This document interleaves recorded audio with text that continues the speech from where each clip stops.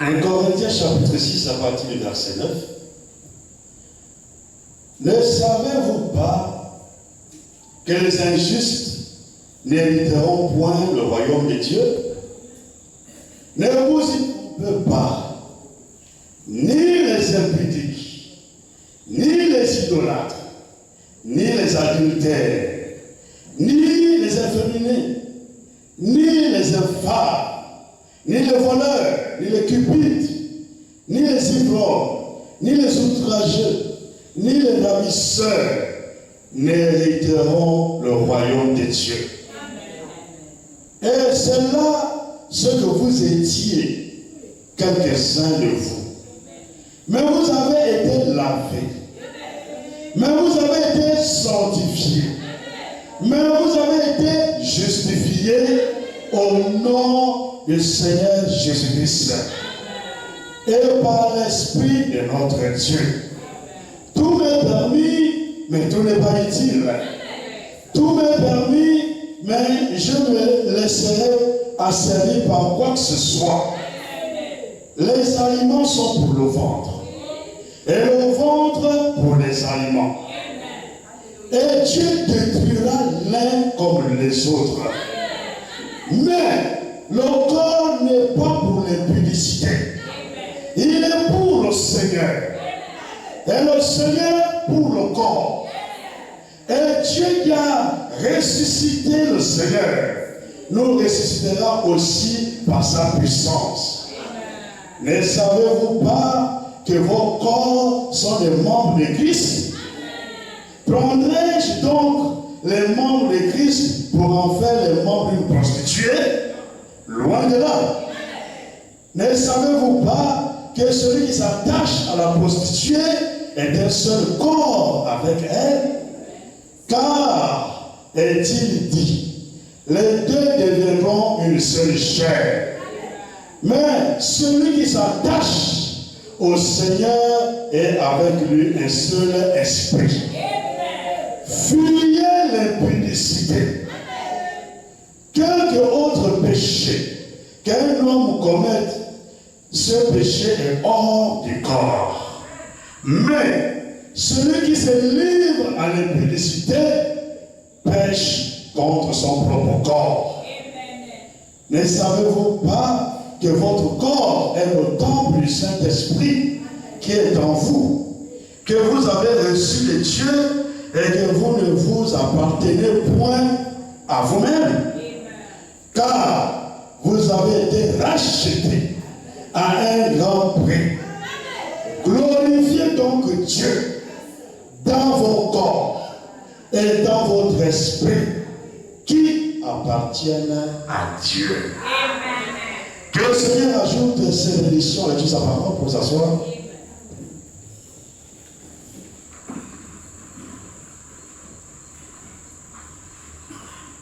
Nous avons fait une longue lecture.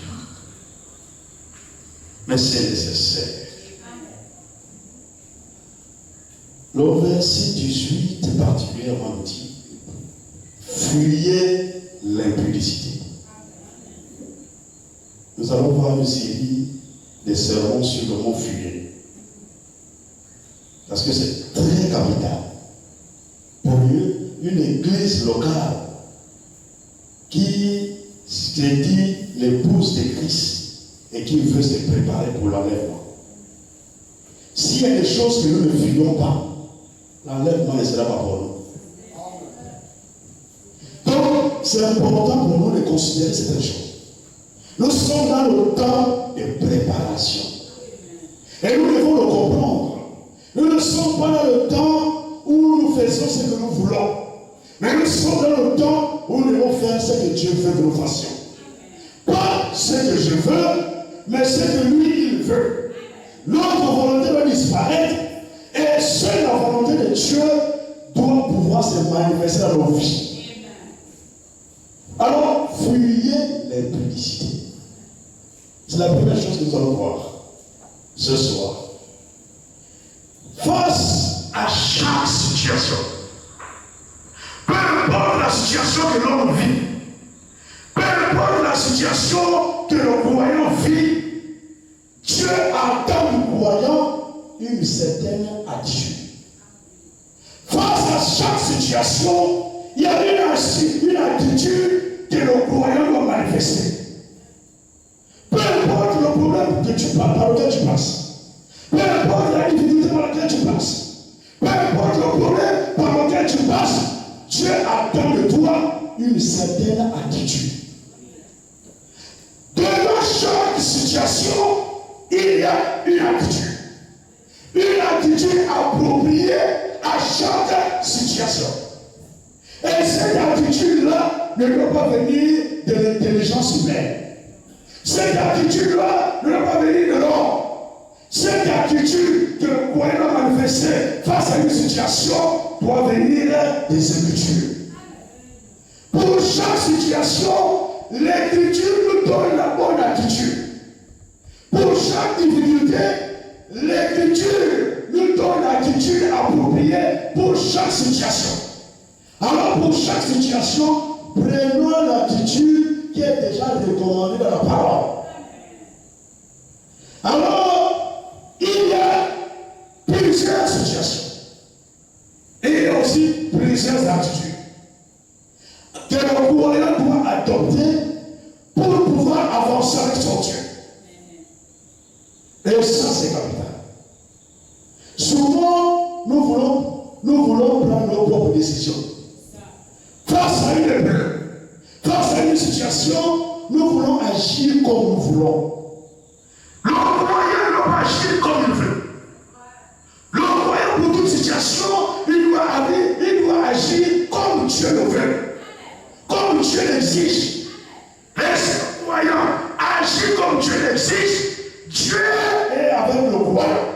Et Dieu permettra au croyant de pouvoir vaincre la situation. Et ça, c'est important. Alors, nous allons venir rapidement Jacques. Jacques chapitre 5, le verset 13. Jacques 5. Chapitre 5 de Jacques.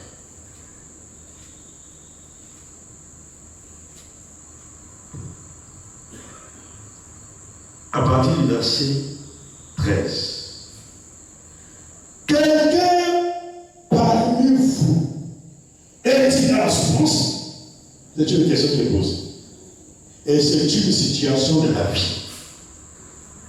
Certainement ce soir, il y a beaucoup qui passent par la souffrance. Il y a beaucoup qui passent par une souffrance quelconque. C'est une situation. Et en face de cette situation, Dieu attend le croyant qui passe par la souffrance une certaine attitude. Pas l'attitude qui vient du croyant, mais l'attitude qui vient de Dieu. L'attitude qui est déjà exigée par la parole. L'attitude qu'on peut retrouver déjà dans les Écritures. Donc, s'il y a une situation, allons-y dans les Écritures pour voir qu'est-ce que Dieu veut que je fasse. Qu'est-ce que Dieu attend de moi par rapport à cette situation? Voilà, quelqu'un parmi vous, même ce soir, la question est toujours d'actualité. Quelqu'un parmi vous est-il dans la souffrance? Quelle est l'attitude? L'attitude qu'il prie. C'est l'attitude que le croyant doit prendre face à la souffrance dans laquelle il se trouve. Il y a une certaine souffrance dans laquelle tu es. Dieu attend de toi une attitude de prière. Que tu puisses prier afin que Dieu te vienne en aide dans ta souffrance. Alors si tu prends cette attitude, sincèrement, Dieu te visitera dans ta situation. Et quand Dieu te visitera, quelque chose se passera. Là, cette souffrance-là prendra fin. Ne cherchons pas les attitudes de nous-mêmes.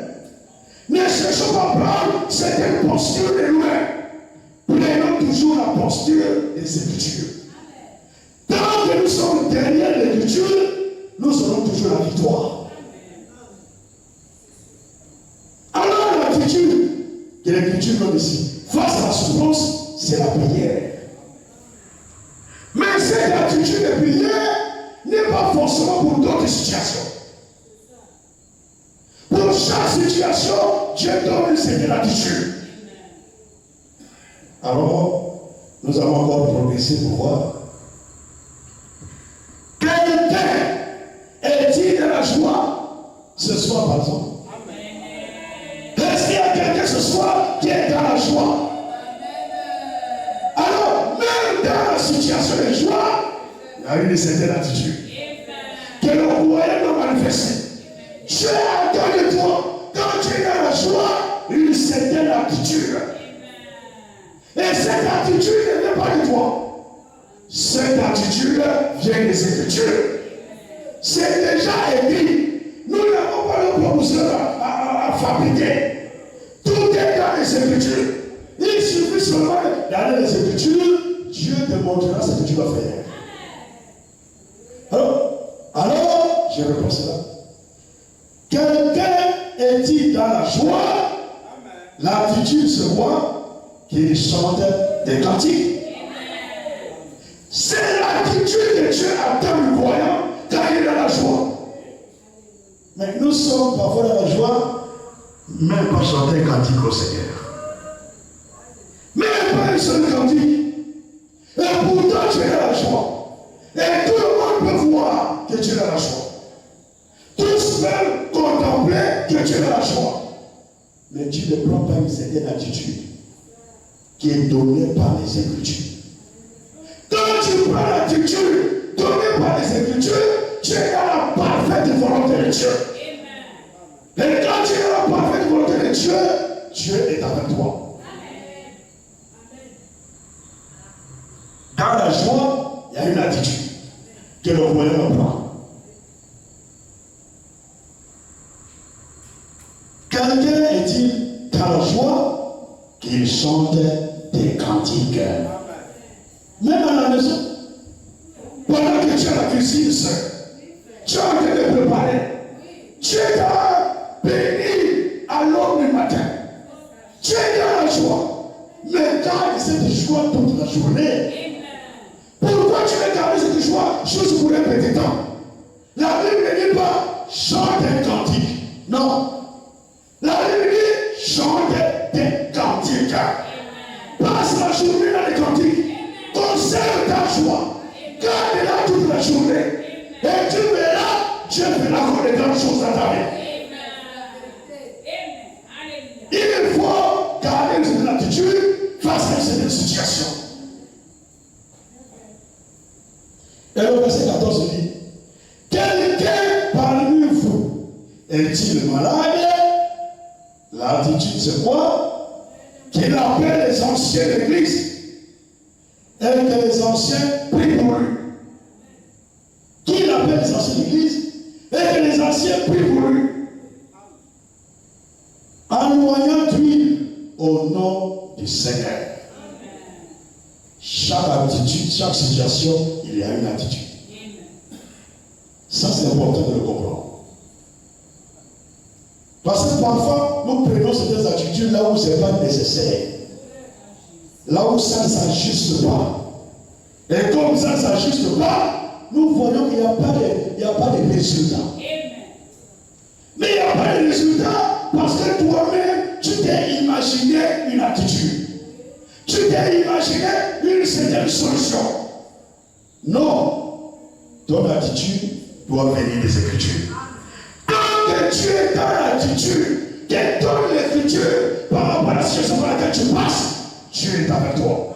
Alors ne crains rien. Dieu est avec toi et Dieu te délivrera de la situation. Dieu t'accordera la victoire. Tant que Dieu est dans la parfaite volonté de Dieu. Mais souvent nous cherchons, c'est dans nos propres pensées que nous cherchons des solutions. La solution qui vient de l'homme ne produira jamais. La solution qui vient de l'homme, il n'y aura pas de résultat. Ce qui a des résultats, c'est ce qui vient de Dieu. Cherchons toujours l'attitude qui vient de Dieu. Peu importe la situation par laquelle nous passons, que dit l'Écriture par rapport à cette situation-là?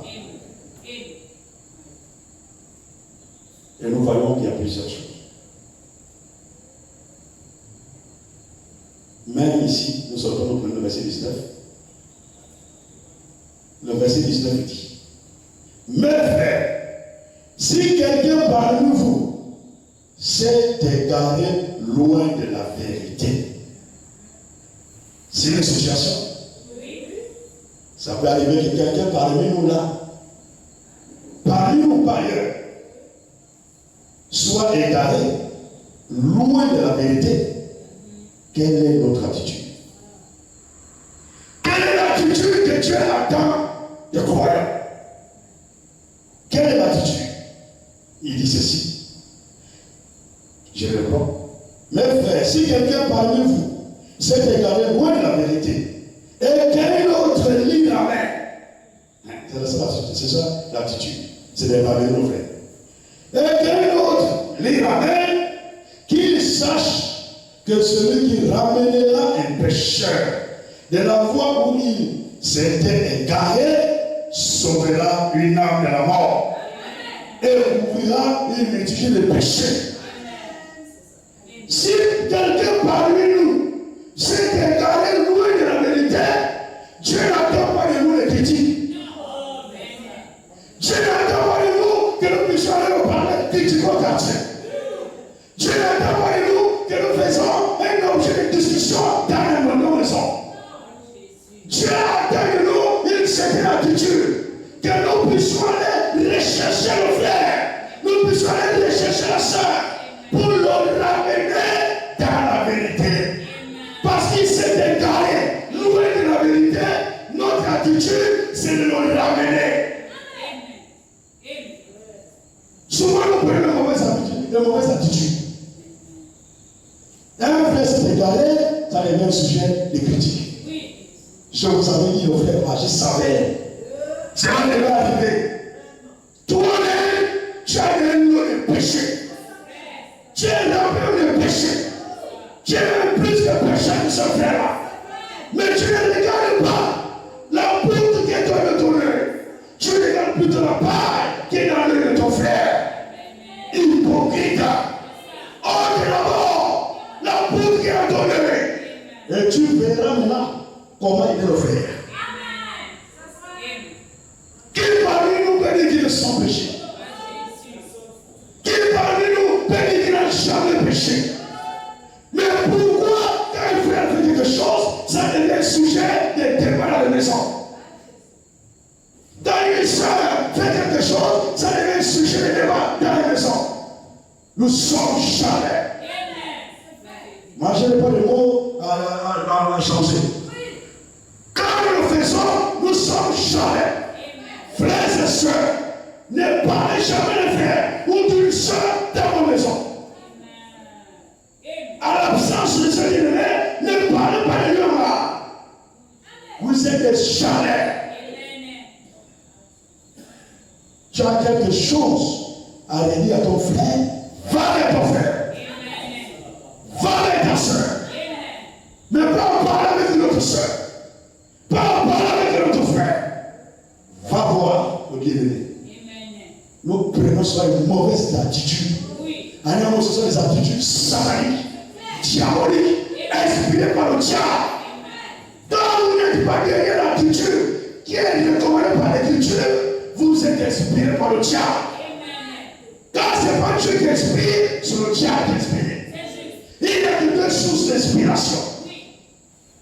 Mais ne soyons pas de ceux-là que Satan inspire. Soyons de ceux-là que Dieu lui-même inspire. Et ton attitude là, soyons cadrés avec les Écritures. Nous sommes devenus maintenant plus que jamais. Et nous attendons l'enlèvement. Examinons-nous.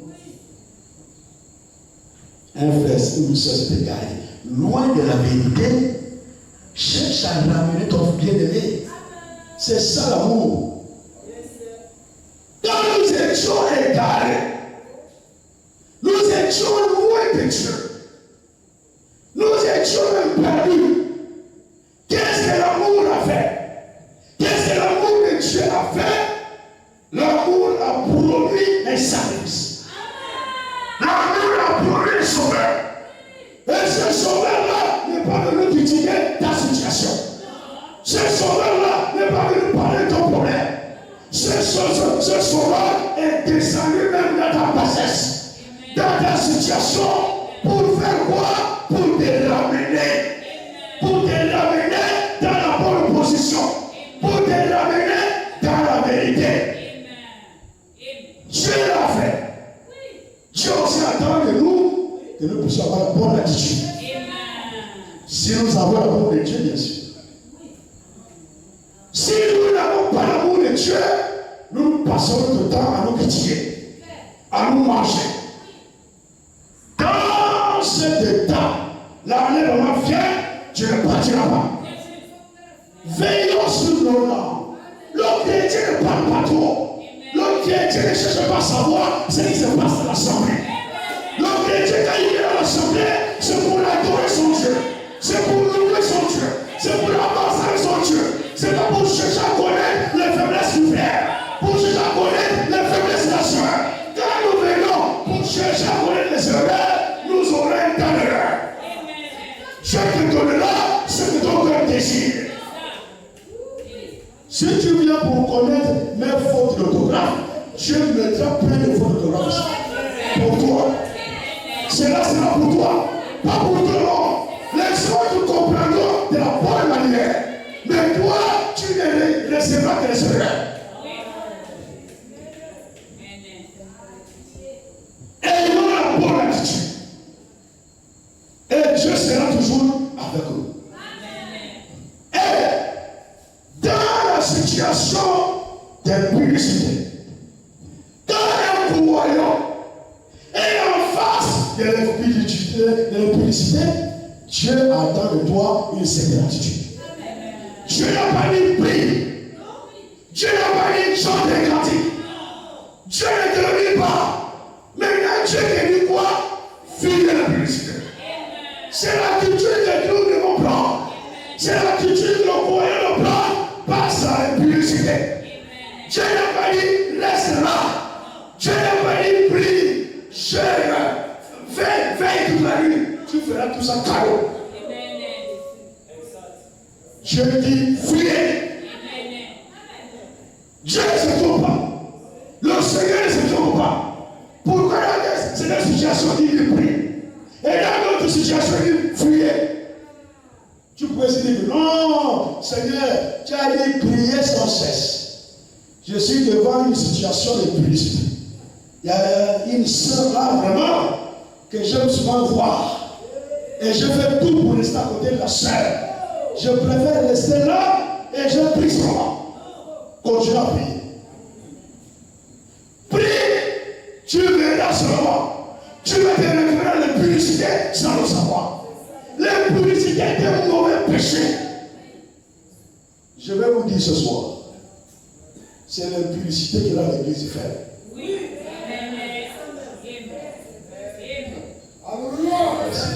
Que Dieu nous aide. L'impudicité dans la maison de Dieu affaiblit le croyant. L'impudicité dans la maison de Dieu ne permet pas au Saint-Esprit de travailler. L'impudicité dans la maison de Dieu nous rend religieux. Et je vais vous dire ce soir, c'est le péché de publicité qui souille beaucoup l'assemblée locale. Et quand je le dis, nous ne sommes pas épargnés ici. Mais je prêche sur la parole. Comprenez-moi de la bonne manière. Je ne sais rien, moi je ne suis pas connaître ce qui se passe souvent. Mais j'ai reçu, je vais vous transmettre ce que j'ai reçu. C'est l'impudicité dans l'assemblée. Oh Seigneur. Oh Jésus. Alléluia. L'impudicité, c'est pas une bonne chose. C'est ce qui souffre beaucoup d'assemblées locales. Quand vous voyez déjà une assemblée locale tienne, regardez bien, c'est l'impudicité. Quand vous voyez déjà les bien-aimés tiennent, regardez bien. L'impudicité ne doit pas être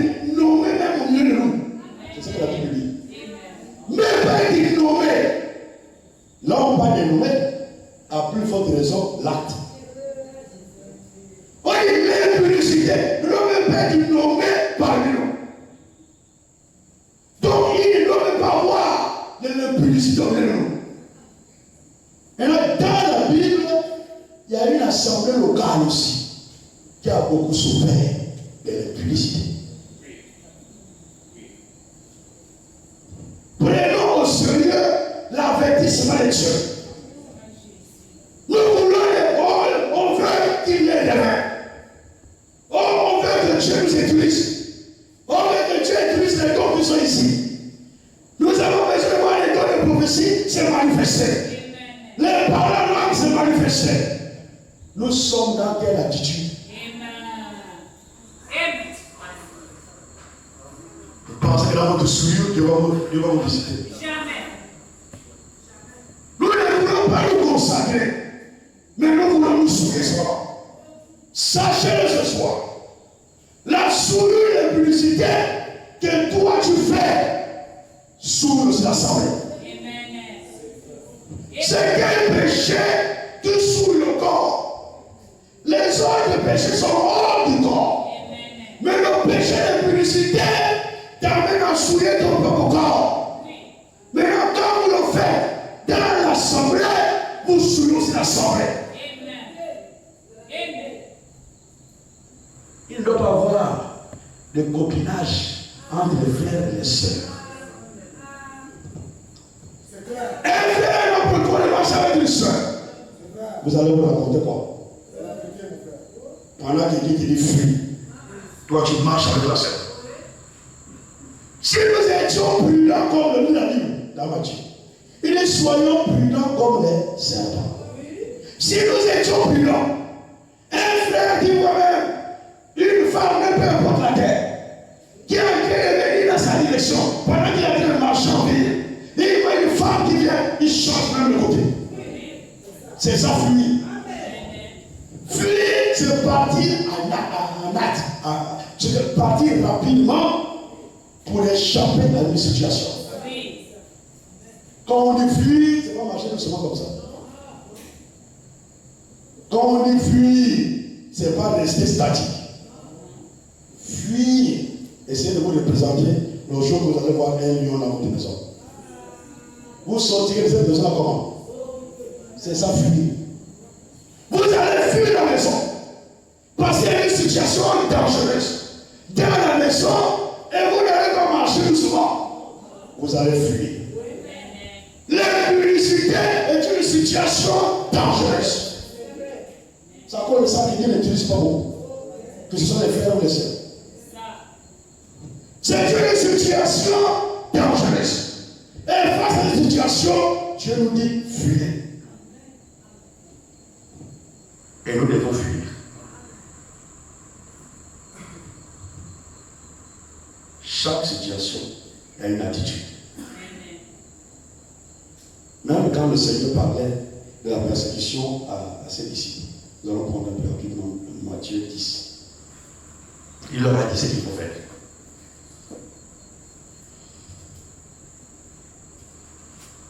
Matthieu 10.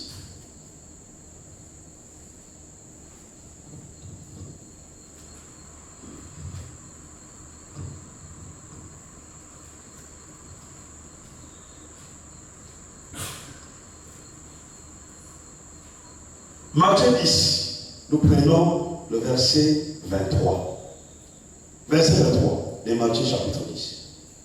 Quand là, le Seigneur s'adresse à ses disciples, lorsqu'il les a envoyés pour aller prêcher là-bas, là il dit ceci.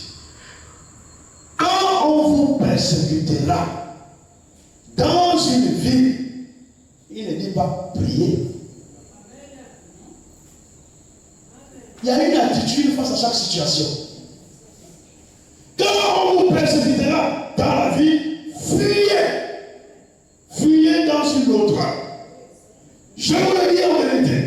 Vous n'aurez pas à achever de parcourir les villes d'Israël que le Fils de l'homme sera venu.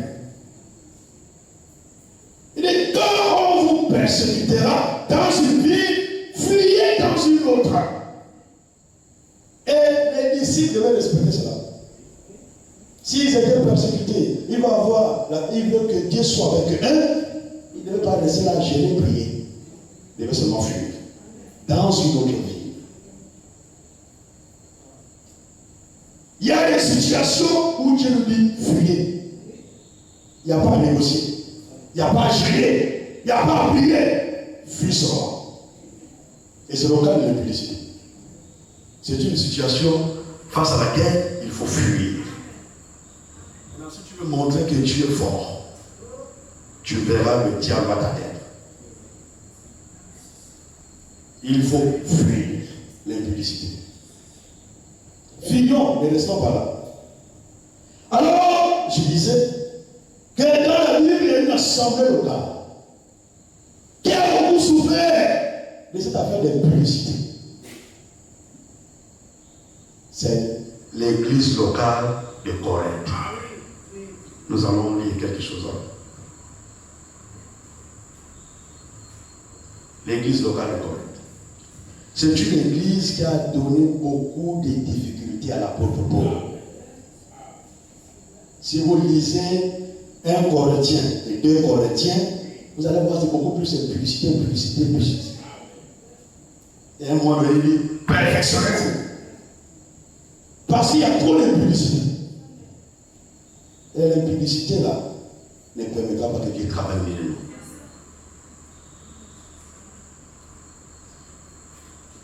Dans l'église de Corinthe, nous prenons 1 Corinthiens 5.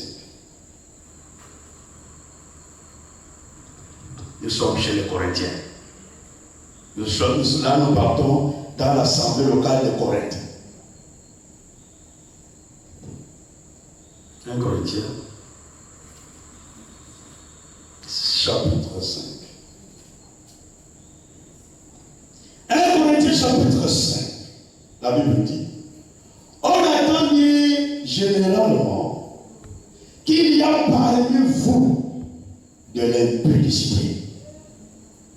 Parmi les croyants qui étaient dans l'assemblée de Corinthe, l'assemblée locale de Corinthe, on a dit, ça arrivait jusqu'aux oreilles de Paul, tellement que l'impudicité était grande.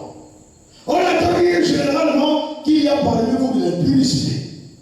Et une impudicité telle qu'elle ne se rencontre pas même chez les païens. Ils ont même dépassé les païens pour le péché d'impudicité. C'est au point que l'un de vous a la femme de son père dans l'assemblée. Au point où l'un des croyants dans l'assemblée avait la femme de son père. L'impudicité était très grande dans l'assemblée de Corinthe. Est-ce qu'il y a eu de même aussi chez nous? Est-ce qu'il y a eu de même dans l'assemblée locale de Golo? Dieu le sait. Est-ce que l'impudicité est grande dans notre assemblée? Jusqu'à ce que un frère prenne une soeur dans l'assemblée et vont plus loin. Est-ce que l'impudicité est grande dans l'assemblée jusqu'à ce que une soeur, un frère qui se connaissent depuis longtemps et qui n'ont jamais même demandé l'autorisation des parents vont jusqu'à accoucher ensemble? Cela affaiblit. S'il y en a au milieu de nous, ça affaiblit l'assemblée. Cela affaiblit la marche de l'assemblée. Cela rend l'atmosphère lourde. Cela rend l'atmosphère diabolique. Satan est au centre. Parce que ce sont les œuvres de Satan. C'est Satan qui aime ce genre de situation. Les frères, les sœurs font n'importe quoi pendant qu'ils sont dans l'assemblée. Et quand ils sortent, nous allons voir vendredi par la grâce de quelque chose. Quand ils sortent même de l'assemblée, ils n'hésitent même pas à marcher à mettre dans la main. Un frère et une soeur qui ne sont pas mariés, même pas fiancés, vous les voyez marcher la main dans la main. Prostitution. Le Seigneur va nous aider à creuser quelque chose dans les yeux. Nous sommes trop charnels. Il faut que ça s'arrête. Nous voulons que Dieu nous utilise. Nous voulons que Dieu agisse. Mais nous faisons les choses contraires que Dieu n'aime pas. Alors Dieu ne peut pas travailler. Dieu ne peut pas agir parce que notre attitude n'est pas bonne. Notre attitude n'est pas favorable. Sœur, ne laisse jamais frère toucher même à 2 cheveux. Même à un seul cheveu. Ne laisse pas. Si tu acceptes cela, tu es une prostituée. Nous allons voir ça. Il n'y a pas possibilité qu'un frère, une soeur se touchent alors qu'ils sont pas mariés. Même pas de plaisanterie entre un frère et une soeur. Un frère et une soeur ne plaisantent pas d'un frère. Un frère ne plaisante pas avec une soeur. Les plaisanteries, c'est pour les mariés. Je veux plaisanter avec ma femme. Ma femme veut plaisanter avec moi.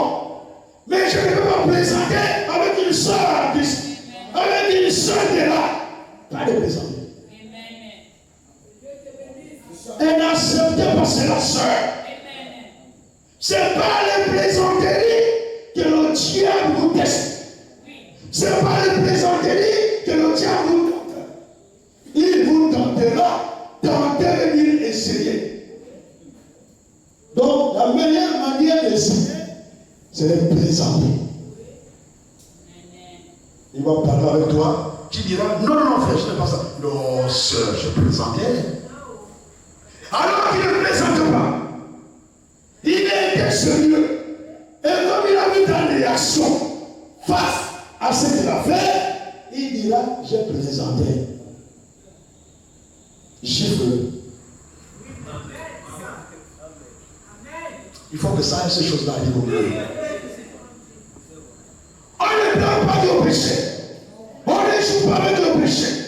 Surtout le péché d'impudicité, il faut fuir. Fuyez l'impudicité.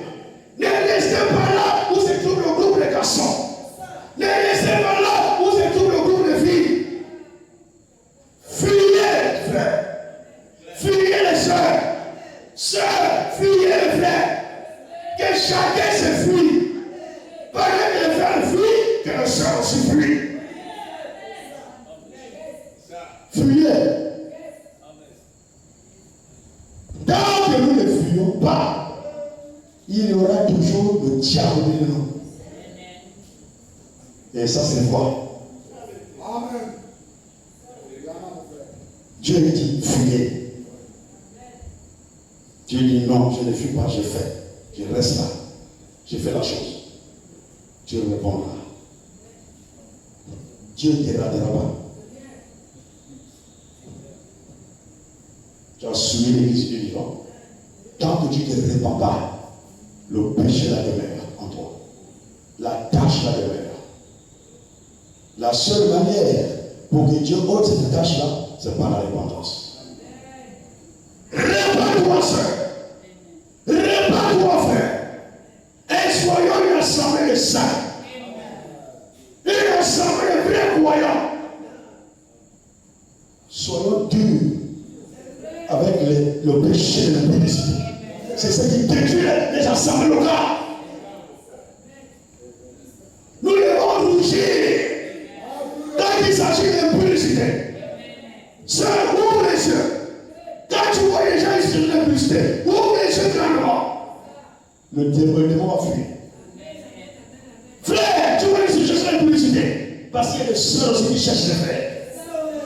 Ouvre les yeux, frère. Si tu avais l'habitude même de rigoler la petite soeur, le jour-là, ne rigole pas. Il faut que ce jour-là, tu prennes ta position d'enfant de Dieu. On ne dit pas oui, c'est la sœur, elle est encore faible. Rougir. Il faut rougir. Avec une publicité. On ne blague pas avec cela. L'assemblée de Corinthe était remplie. Le verset qui nous dit. Et vous êtes enfants d'orgueil. Vous n'avez pas été plus tôt dans l'affliction. Afin que celui qui a commis cet acte fût ôté du milieu de vous. Nous cachons ces gens de péché. Nous cachons le péché de l'impudicité de l'assemblée. Les frères et les sœurs, il y en a même qui sont informés de cette situation qui gagnent ça pour eux. Vous répondrez. Vaut mieux pour vous de n'avoir jamais entendu. Quand tu connais la situation et tu ne fais rien, tu répondras aussi pour cette situation. Tu vois, non, c'est pas, ne regarde pas. Ça ne regarde. Alors que pourquoi c'est pas venu jusqu'à toi? Et même, tu vas dans les maisons, tu parles même de ça. Tu prends tel frère, tel soeur, voici ce qu'ils sont en train de faire. Tu parles de ça partout, mais tu ne veux pas voir le Saint-Esprit de Dieu pour en parler. Tu vas voir le Saint-Ciel pour en parler. Ou même, va d'abord voir les concernés, applique l'écriture. Avant d'aller voir plus, à sa réalité, c'est même pas ça la bonne posture. Chaque situation, il faut une attitude, approprier la situation. Applique l'écriture. Va vers ton frère. Oublie le pasteur. Va vers ton frère. Va en parler. Si ce n'est pas réglé, il ne va pas t'écouter. Maintenant, prends notre témoin. Jusqu'à ce que la chose arrivera ici, à l'église. Et ça va être tranché, c'est réglé ici. Tant que ces choses-là restent en cachette, les démons prospèrent au milieu de nous. On est là, au milieu de vous. Mais nous voulons garder le mal au milieu de nous. Ôter ne veut pas dire fermer, couvrir l'autre. Ôter, c'est ôter.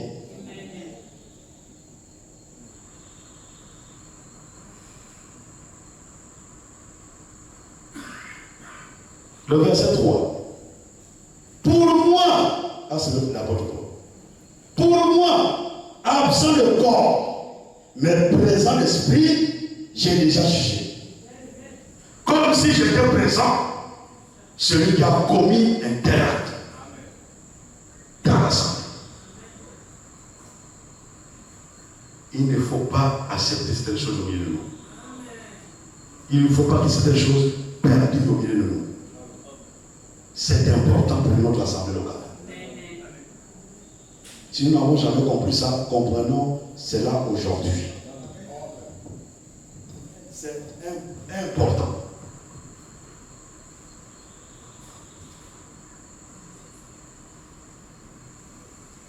Je saute, nous sommes toujours au chapitre 5. Chapitre 5. Je saute, je prends le verset 9. 1 Corinthiens 5, verset 9. Je vous ai écrit dans ma lettre de ne pas avoir des relations avec les impudiques. Non pas d'une manière absolue comme les impudiques de ce monde, ou avec les cupides et les ravisseurs, ou avec les idolâtres. Autrement, il faudrait sortir du monde. Maintenant, ce que je vous ai écrit, c'est de ne pas avoir des relations avec quelqu'un qui, se nommant frère, est impudique, ou cupide, ou idolâtre, ou outrageux, ou ivrogne, ou ravisseur, de ne pas même manger avec un tel homme. L'impudicité, quand c'est chez les païens là-bas, il n'y a pas de problème. C'est leur vie. C'est leur vie, la vie de l'impudicité. Le païen, il vit ça tous les jours. Mais ce n'est pas permis parmi le peuple de Dieu. Parmi le peuple de Dieu, l'impudicité ne doit pas demeurer. Et Dieu même, la Bible nous dit jusqu'à ne pas avoir des relations avec un frère.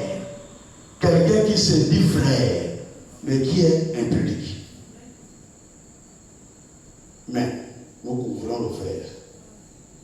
Nous savons ce que le frère fait, nous couvrons. Nous savons ce que la soeur fait, nous couvrons. Continuez à couvrir. Est-ce que Dieu te couvrira? Toi-même, tu le verras. Prenons position pour la parole de Dieu. Nous voulons voir le Saint-Esprit travailler au milieu du peuple de Dieu. Et ce n'est pas dans un état d'impudicité que le Saint-Esprit va travailler. Dieu ne nous a pas appelés à l'impudicité. Dieu ne nous a pas appelés à l'impunité. Mais Dieu nous a appelés à la sanctification. Sans la sanctification, nul ne verra le Seigneur. Alors il faut la sanctification dans la maison de Dieu. Et ici, c'est le Saint qui est ici. Le Saint qui est Dieu. Alors dans la maison du Saint, il va y avoir de la sainteté. Alors, nous devons aussi dire que la sainteté de ta maison me dévore. Nous devons vivre la sainteté. Sinon, nous ne partirons pas. Nous n'irons nulle part. Dans la vie de souillure, dans la vie d'impudicité, il n'y a pas de sanctification. Tu n'expérimenteras pas la sanctification. Et tu n'auras jamais la nouvelle naissance. Et tu ne parleras jamais au baptême du Saint-Esprit. Fuis l'impudicité. Et tu verras ta marche avec Dieu changer. Dieu va t'amener de gloire en gloire. Dieu va t'amener dans les sphères les plus élevées. Dieu va t'amener à expérimenter la dimension la plus élevée. Dieu t'amènera à l'endroit là où il veut que tu sois. Fuis d'abord l'impudicité. Nous devons fuir. Nous allons lire ça rapidement, puis bientôt nous allons finir. 1 Thessaloniciens 4.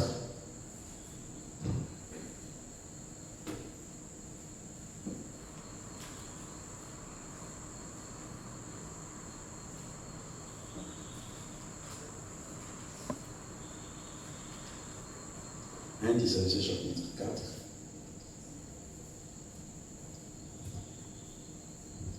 Le verset 3.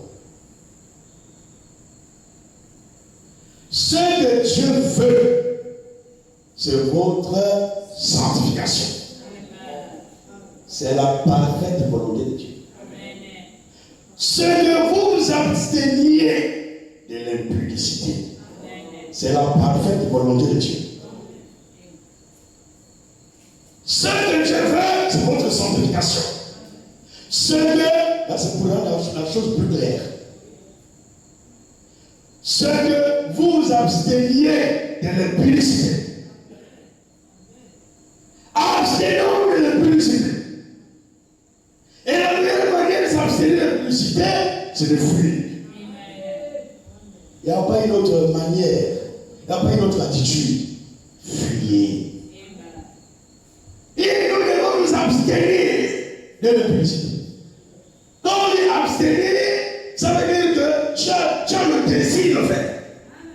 Tu veux faire la chose, mais tu t'abstiens. Tu dis, je ne le ferai pas. Quand tu prends ta décision, face à la décision, face à l'impudicité, le diable ne te forcera pas à vivre l'impudicité. Tout dépend de ta décision. Tout dépend de notre décision. Tu as la capacité de t'abstenir de l'impudicité en fuyant l'impudicité. Si tu fuis, tu t'en tiens. Maintenant, si tu vois que c'est plus fort que toi, tu n'y arrives pas, devant chaque situation, il y a une attitude. Vraiment, 1 Corinthiens 7.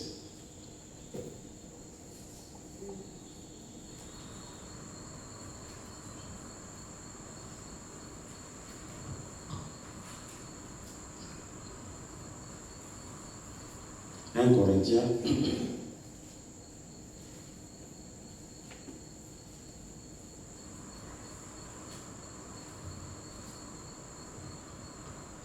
1 Corinthiens 7, nous lisons le verset 2. Si tu n'arrives pas à t'abstenir de l'impudicité, voici l'attitude. Toutefois, pour éviter l'impudicité, puisque tu n'arrives pas à fuir, pour éviter l'impudicité, que chacun ait sa femme, et que chaque femme ait son mari. C'est simple. Tu n'arrives pas à t'abstenir, marie-toi. Frère, tu n'arrives pas à t'abstenir, demande la main à la soeur. Pourquoi tu vas souiller la soeur alors que tu peux demander la main? Pourquoi faire en cachette ce que vous pouvez faire conformément aux Écritures? Vous faites en cachette alors que vous pouvez dans le sang public clairement, bibliquement. Si tu vas, frère, jusqu'à prendre une soeur dans l'assemblée et souiller la soeur en cachette, en réalité, ça devrait dire que tu aimes la soeur. Ça devrait dire que tu aimes la soeur parce que tu brûles les étapes. Mais si tu aimes dans la soeur, pourquoi pas honorer la soeur? Pourquoi pas aller demander la main de la soeur? Pourquoi souiller et la soeur et l'église spirituellement? Alors vous avez la possibilité de faire les choses de la bonne manière. Pour éviter l'impudicité, que chaque femme ait son mari et chaque mari sa femme. C'est tout. Pour vous dire la vérité, c'est la raison fondamentale même qu'on s'est marié. C'est pour éviter l'impudicité.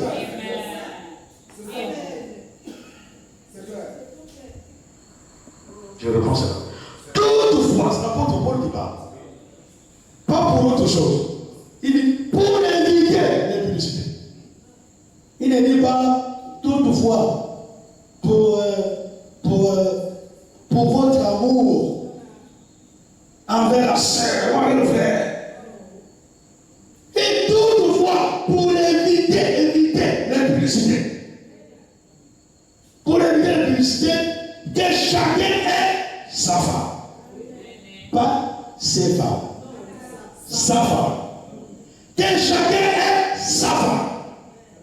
Et que chaque femme ait son mari. Pas ses maris. Son mari. Tu n'arrives pas à fuir l'impudicité. Tu n'arrives pas à t'abstenir de l'impudicité. Fais la chose de la bonne manière. Prends la bonne attitude. Demande la main à la sœur. C'est simple. C'est le frère qui demande la main. C'est pas la sœur qui demande la main. La sœur ne demande pas la main. Si le frère vient vers toi, c'est parce qu'il vient de toi. Sœur, mais qui te demande la main pour t'honorer, qu'il aille voir tes parents. Si réellement il t'aime comme il te le dit souvent là, je t'aime, je t'aime. Si réellement c'est ça, qu'il vienne voir tes parents, c'est la preuve d'amour qui t'aime. Si tu vois il met des souliers à cachette, il ne t'aime pas. Et il t'a jamais aimé. Et c'est Satan qui est en train de te posséder. N'oublions pas les actes sexuels, il y a des démons qui se transfèrent. Si tu connais les hommes avant le mariage, tu auras des démons de séduction, démons de convoitise qui vont s'aligner et qui vont t'amener à faire plus que ça. Que chacun ait sa femme et que chaque femme ait son mari. C'est tout. Pourquoi faire les choses à cacher? Alors que vous avez une attitude pour le prendre ici. Il y a les Écritures. Si vous le faites, on ne dira pas que non, vous êtes hors de la parole. Vous êtes même dans la parfaite volonté de Dieu. L'apôtre Paul vous dit, ce que je veux, c'est que les jeunes se marient. Les jeunes. Les jeunes. Parce que le problème, c'est les jeunes. Que les jeunes se marient. Mais pourquoi vivre une vie de publicité alors que le mariage est possible? Et vous souillez l'église de Dieu. Vous faites en sorte que Dieu ne peut pas souillure sur l'église. La souillure en pleine. Comme en Corinthe. Prenons la bonne attitude. Tu n'arrives pas à t'abstenir. Allez, va, prends ton courage. Tu as pris le courage en cachette pour aller déranger la sœur. Mais pourquoi tu n'as pas le même courage pour aller voir les parents de la sœur? Ça veut dire que ce qui te conduit là, c'est un faux esprit. Amen. Ton objectif, c'est de souiller les sœurs. C'est ça l'objectif. Que le Seigneur nous aide. Nous voulons les manifestations de Dieu dans cette assemblée. Nous allons finir avec Hébreux 13. Parce que, comme on a dit, pour chaque situation, il y a une attitude. Alors, quelqu'un peut dire, moi je ne fuis pas. Je ne m'abstiens même pas de l'impudicité. On lui dit, bon, va demander la vie, marie-toi. Et non, là aussi je ne veux pas. Je ne veux pas de mariage. Je veux seulement continuer à persévérer dans l'impudicité. Je veux continuer à persévérer à souiller la sœur. Alors, il y a aussi quelque chose pour toi. Hébreux 13.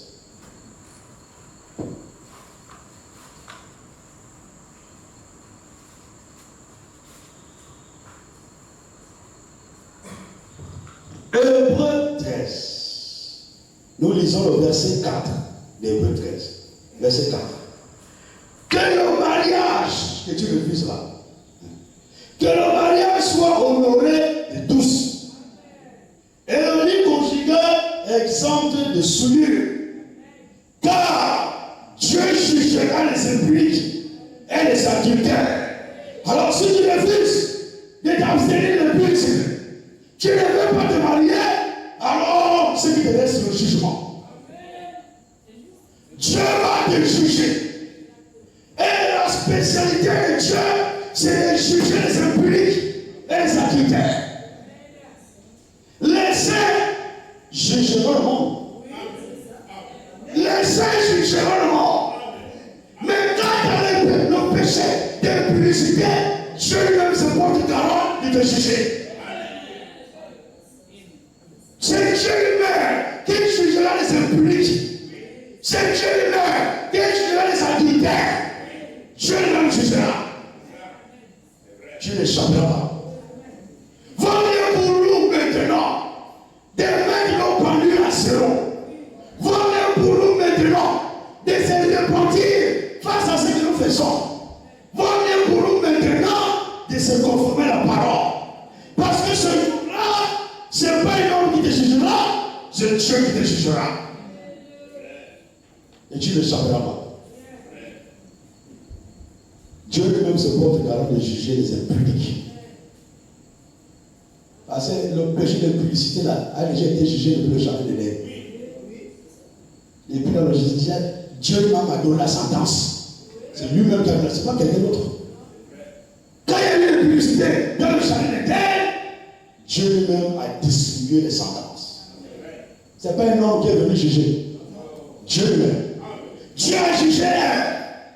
Dieu a jugé Adam. Dieu a jugé le serpent. Dieu a jugé individuellement. Et chacun a reçu sa sentence. Alors nous aussi, qui persévérons dans l'impudicité, Dieu nous jugera aussi individuellement. Chacun passera devant le trône blanc pour être jugé par Dieu lui-même. Fuyons l'impudicité. Éloignons-nous de l'impudicité. Et Dieu sera avec nous. Que Dieu vous bénisse.